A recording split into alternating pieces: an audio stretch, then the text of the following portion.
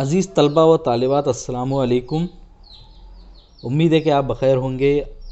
آج کے اس ویڈیو میں ہم اپنے ٹیکسٹ بک کی نظم آداب عامۃ کے سوالات کو دیکھیں گے، سمجھیں گے اور سولو کریں گے۔ سوالات کا جو پہلا پارٹ ہے وہ ہے الاسئلہ۔ الاسئلہ مطلب سوالات، سوال کی جمع ہے۔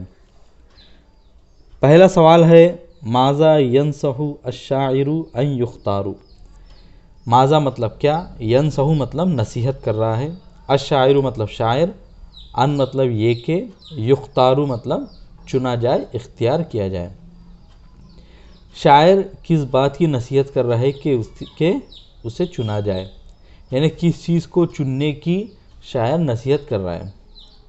جواب ہے اس کا ینصح الشاعر ان یختار القرین، کہ شاعر نصیحت کر رہا ہے کہ دوست کو چنا جائے۔ دوسرا سوال ہے لمن یخفض الجناح، کس کے لیے بازوؤں کو، پہلوؤں کو جھکایا جاتا ہے۔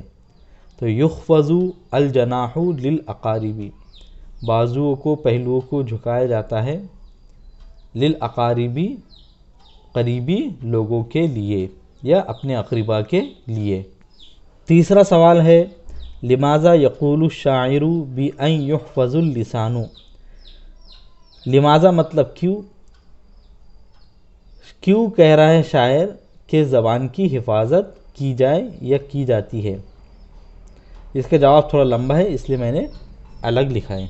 تو اس کا جواب یہ ہے کہ یقول الشاعر بأن یحفظ اللسان، شاعر کہہ رہا ہے کہ زبان کی حفاظت کی جائے، لأن کیونکہ المرء یسلم باللسان ویعتب، کیونکہ آدمی زبان کے ذریعے ہے سلامت رہتا ہے اور نرم پڑتا ہے۔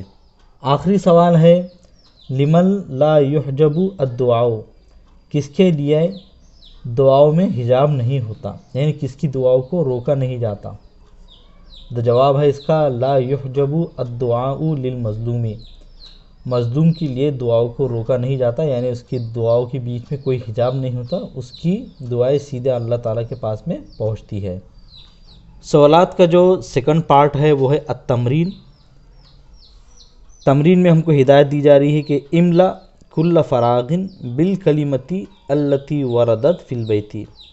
املا مطلب بھرو، کل فراغ مطلب تمام خالی جگہ کو، بالکلمۃ اس لفظ کے ذریعے، التی جو کہ، وردت آیا ہے، فی البیت شعر میں۔ تو یہاں پہ ہم کو کچھ شعر کے ایک ایک مصرع دیا گیا ہے اور اس میں ایک ایک لفظ ہم کو خالی ہے، ہم کو نظم سے دیکھتے ہوئے اس خالی جگہ کو بھرنا ہے۔ پہلا جو مصرع ہے وہ ہے وَدَعِ الْكَذُوبَ فَلَا يَكُنْ لَكَ صَاحِبًا۔ پہلے جو لائن ہے اس میں ہم صاحباً فل کریں گے۔ سیکنڈ ہے وَزِنِ الْكَلَامَ اِذَا نَطَقْتَ وَلَا تَكُنْ۔ دوسرا جو سینٹنس ہے اس میں ہم الکلام کو بھریں گے۔ تیسرا جو سینٹنس ہے وہ ہے فَالْمَرْءُ يَسْلَمُ بِاللِّسَانِ وَيَعْتَبُ۔ تو تیسرا جو سینٹنس ہے اس میں ہم یسلم فل کریں گے۔ چوتھا ہے وَاحْذَرْ مُصَاحَبَةَ اللَّئِیمِ فَإِنَّهُ۔ چوتھا جو سینٹنس ہے اس میں ہم اللئیم فَإِنَّهُ سے اس جملے کو ہم مکمل کریں گے۔ سوالات کا جو لاسٹ پارٹ ہے وہ ہے التدریب۔ التدریب میں ہم کو ہدایت دی جا رہی، انسٹرکشن دیا جا رہے ہے کہ اکمل علی مثال السطر الاول، مکمل کرو پہلی سطر یا پہلی لائن کے مثال پر، یعنی پہلی لائن میں جس طرح ہم کو مثال دی گئی تو اسی مثال پر ہم کو دوسرے جو لائن ہے ان کو بھی مکمل کرنا ہے۔ اب پہلی لائن میں ہم دیکھتے کیا کیا جا رہا ہے کہ قرن کی جمع اقران لکھی گئی ہے، مطلب یہ کہ ہم کو نیچے آئے ہوئے الفاظوں کی جمع لکھنا ہے۔ تو جناحن کی جمع ہوتی ہے اجنحۃ، حرن کی جمع ہوتی ہے احرار، لسان کی جمع ہوتی ہے السنۃ، اور صحیح کی جمع ہوتی ہے اصحاء اور صحاء، اور مظلوم کی جمع ہوتی ہے مظلومون۔ تو بہت ہی آسان اور ایزی سوالات تھے. مجھے امید ہے کہ آپ لوگوں نے سمجھ بھی لیا ہوگا اور اس کو نوٹ بھی کر لیا ہوگا.